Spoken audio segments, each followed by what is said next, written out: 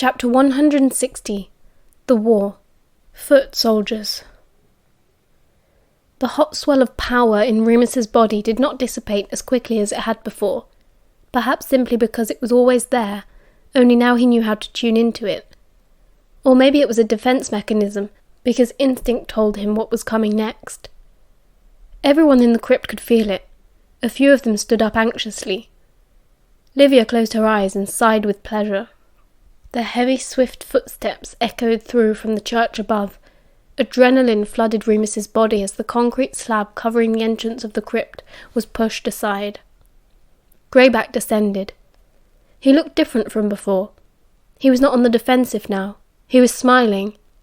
His posture and scent welcoming. Remus's heart skipped a beat.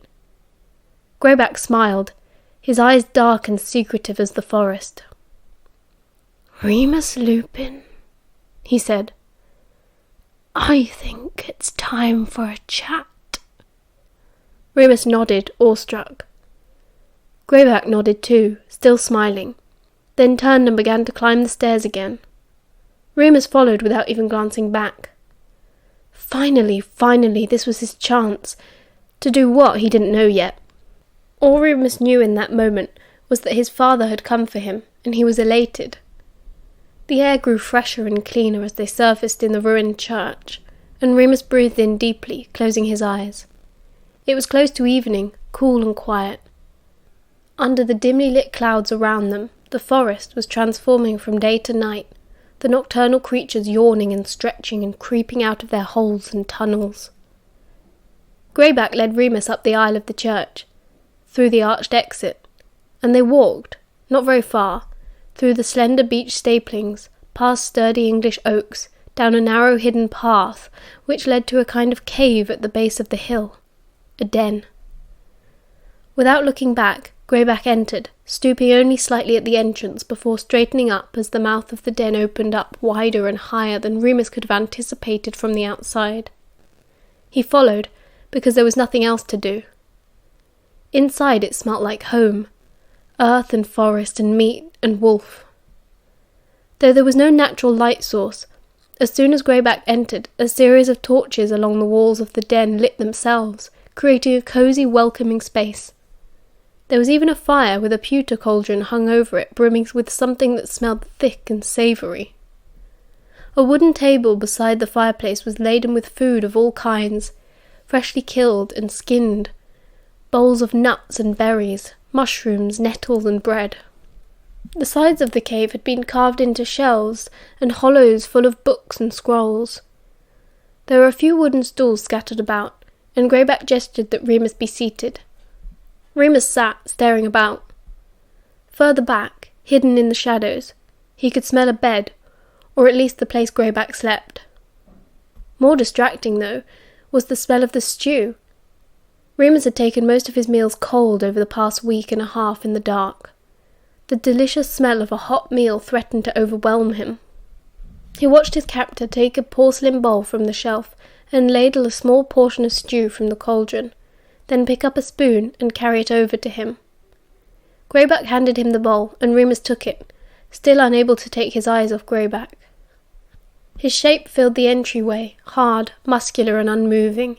His coarse dark hair was pulled back into a knot, and his yellow eyes bore down on Remus, both curious and challenging at the same time.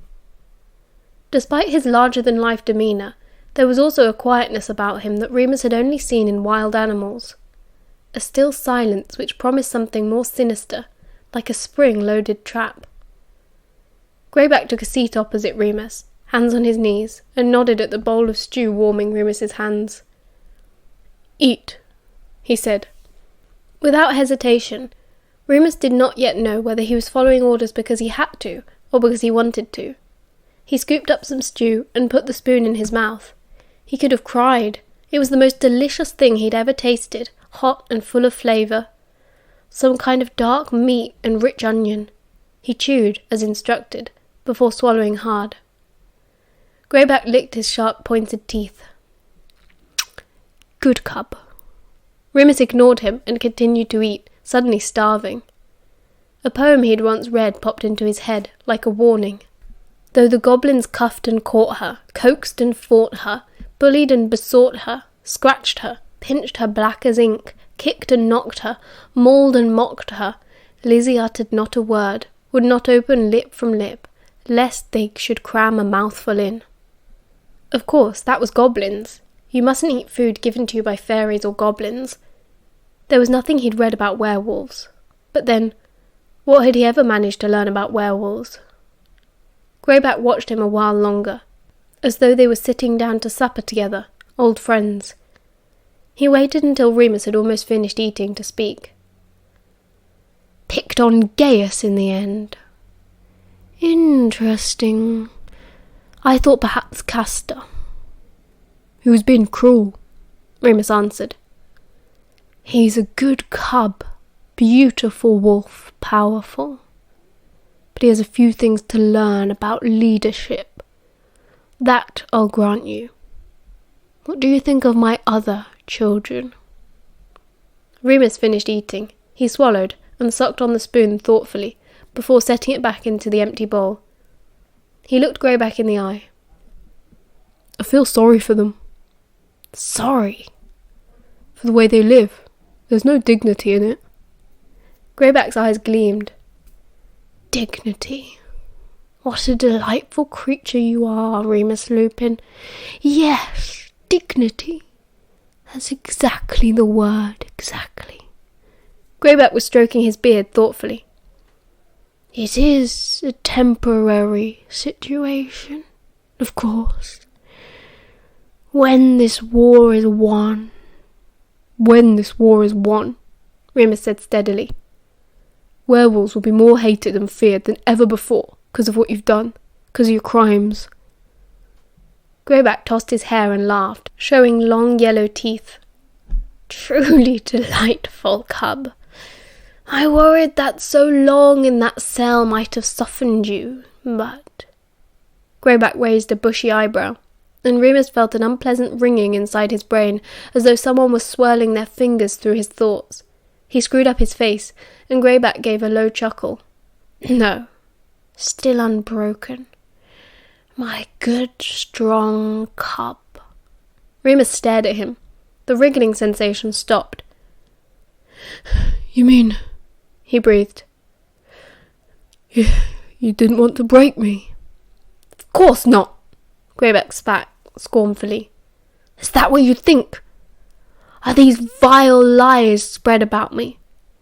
Why would a father wish harm upon his children? Remus cocked his head. You tell me. Why would you attack a 5-year-old? Why have me locked up? Trivia.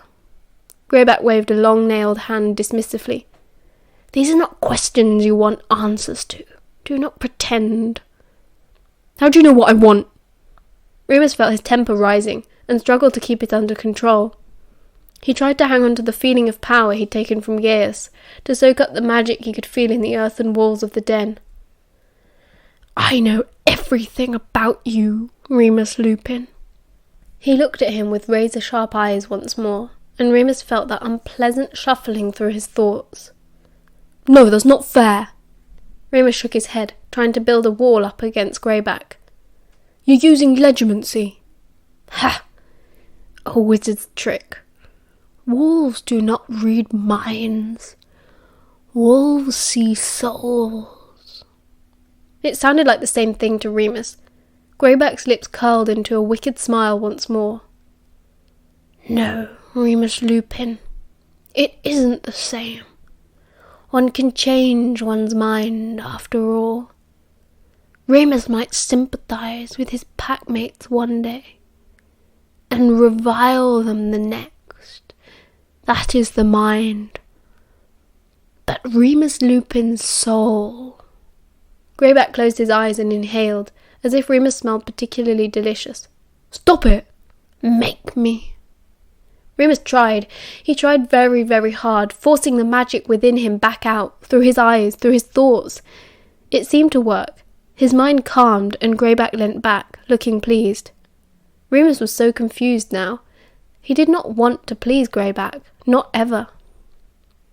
It's perfectly all right to hate me, you know, Greyback said, stretching his arms out, rolling his shoulders as though he was preparing for bed, or for a fight. It is natural to resent one's father. You're not my father, Remus thought, in the part of his brain where he still felt like himself. I've never had a father, and I've never needed one. Answer my question, Remus said, as forcefully as he could manage. If you care about me so much, like a father, then why turn me? Why hunt me down for years, then stick me in a cage the second I show up? Greyback was laughing at him again, rows and rows of teeth, long red tongue. You can thank Lyle Lupin for your transformation. Right. Remus pulled a face. Awfully human, isn't it? Revenge. Self-preservation, Greyback countered, scratching behind his ear amusedly. Lyle had ideas about my family and how we should be treated. Uneducated ideas. He needed to learn. Then why not attack him?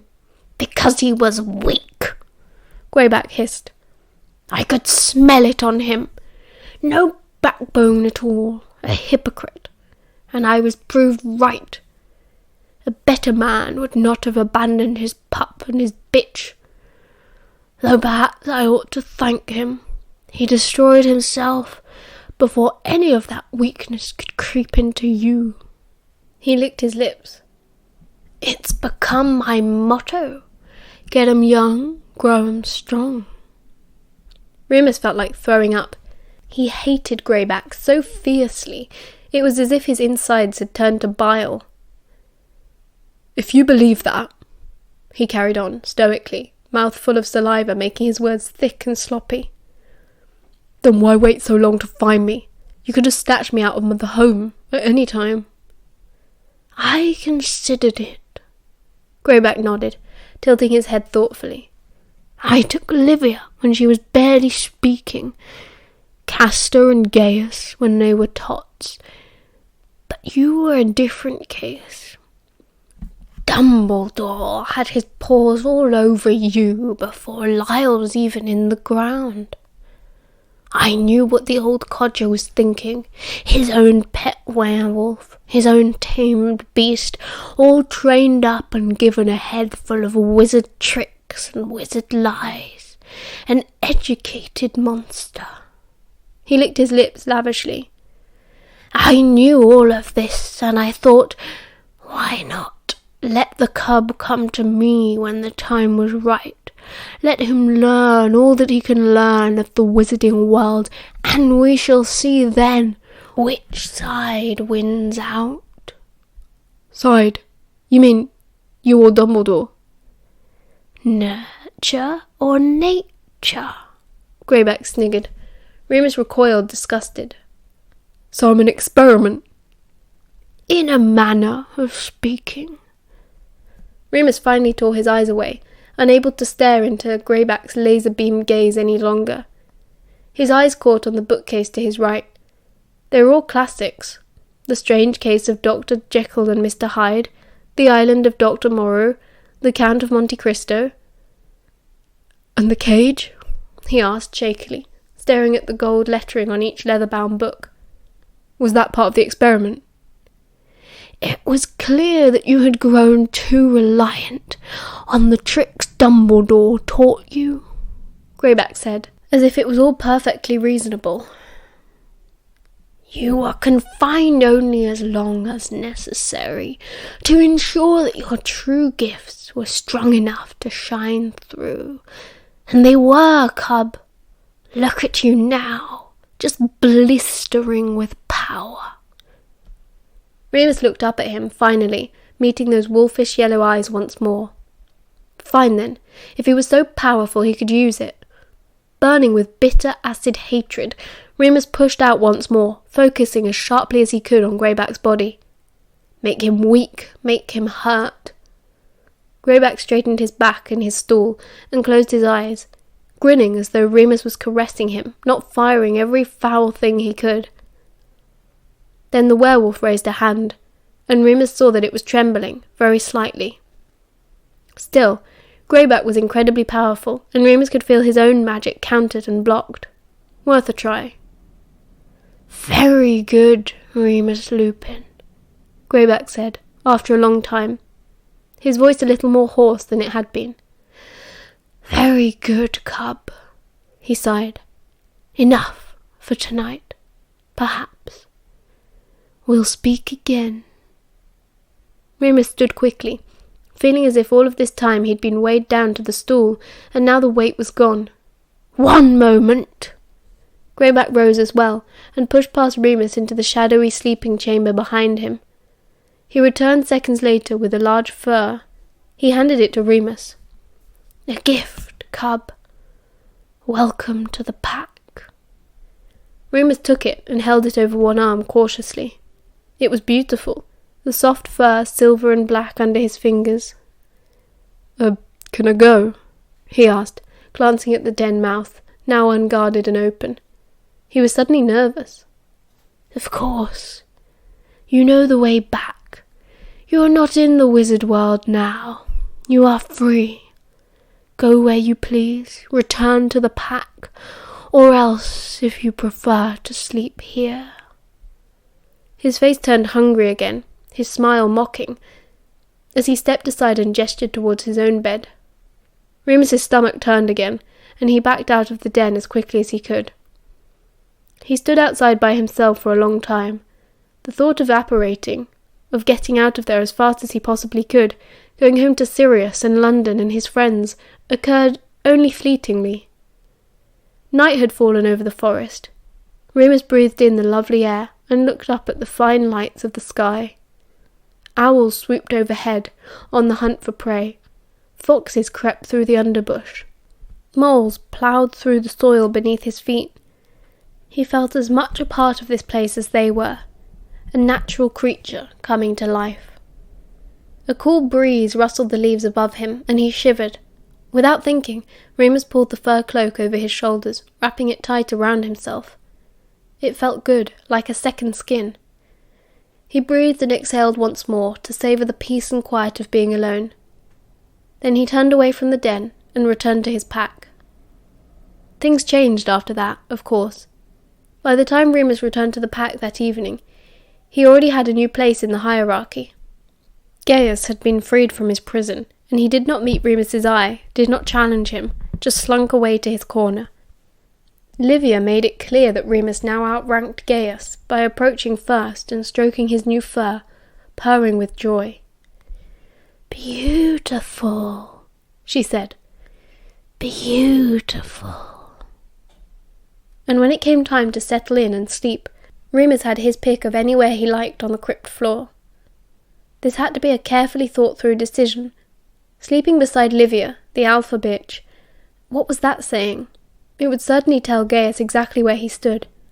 It's what Moody would suggest, if Moody had half a clue how to conduct himself in such a situation. He had reservations about Castor too. For one thing, instinct told him to side with the handsome young man, and he knew that it wasn't entirely to do with the fact that Castor had helped him. Remus was used to the scent now, but that didn't make him any less attracted. For another thing, Castor was clearly a dissenter. Siding with him might give rise to suspicion from other members of the pack. But he was tired and sleepy, and he had made so many life-altering decisions already. So he chose Castor, who felt safe at least. Remus would have to beg for forgiveness later. In the days that followed, Remus got to know the pack not only by scent and as fellow outcasts, but as individual people. Plenty of them, like Jeremy, were recent converts, teenage runaways, disowned children of shamed wizarding families. All of them had difficult stories of hunger and suffering and terrible abuse. For the first time in his life, Remus felt he'd had a privileged childhood. So what if Matron was a stone-hearted old cow who hated children? He'd had a roof over his head. Some of them were kind and funny. Some of them were silly and immature. Some of them were sad and shy. Every day Remus grew more desperate to help them, to find a better place and a better life for each and every one. But, of course, they didn't all have the same story. Some of them were not with Greyback for protection or shelter. Some of them really were there for revenge. They believed in their father's philosophy wholeheartedly. Murder for them was not a crime, only the nature of a predator. The world owed them blood, and they were going to take it. I believed it too, Castor said, the next morning. He had offered to show Remus their hunting trails in the forest. They caught rabbits and other game using instinct and magic. I believed everything he said for a long time. He's the only teacher I ever had. But you changed your mind? Remus asked, half hoping, because he still wasn't quite sure about Castor's motivations. Yes, Castor replied, not noticing Remus's trepidation. It was a slow process. What triggered it? Remus was puffing a bit to keep up with Castor, who was lithe and muscular, the epitome of good health despite his scars. No one in particular, Castor said, stopping still and looking around, as though he'd caught a scent. He seemed to think better of it, and carried on walking. Head held high, eyes sharp. He was so natural and relaxed in himself. Remus didn't think he could ever be like that.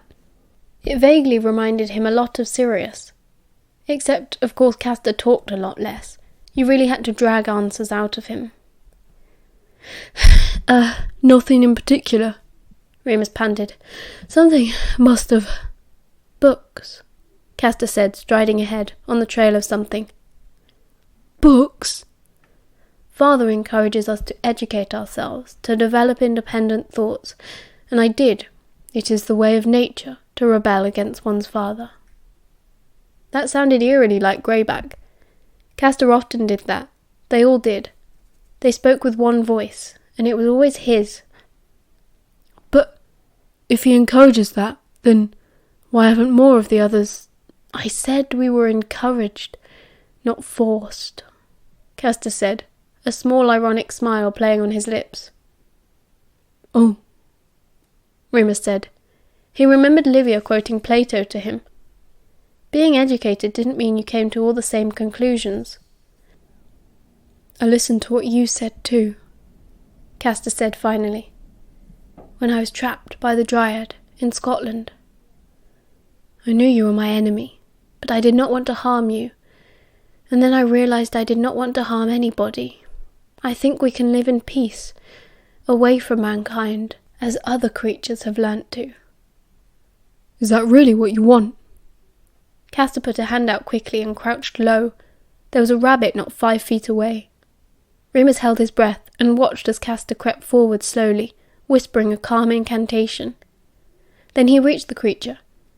It hopped dopily into his lap. He stroked it softly for a moment, still whispering.